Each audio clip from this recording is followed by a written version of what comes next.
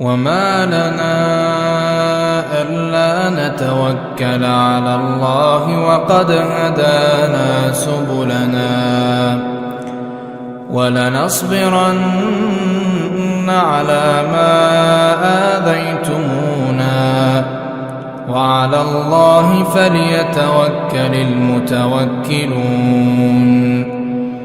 وقال الذين كفروا لرسلهم لنخرجنكم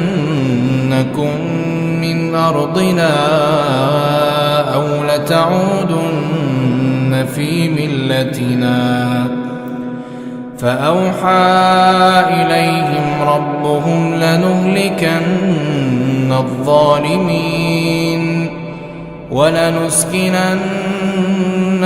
الأرض من بعدهم ذلك لمن خاف مقامي وخاف وعيد.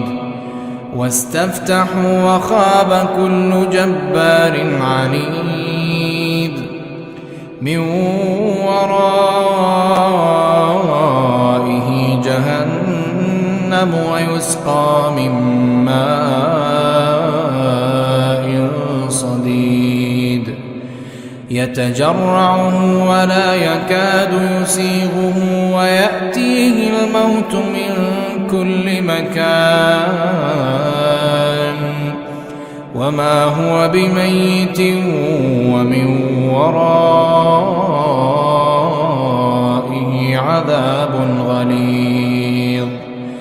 مثل الذين كفروا بربهم أعمالهم كرماد اشتدت به الريح في يوم عاصف لا يقدرون مما كسبوا على شيء ذلك هو الضلال البعيد.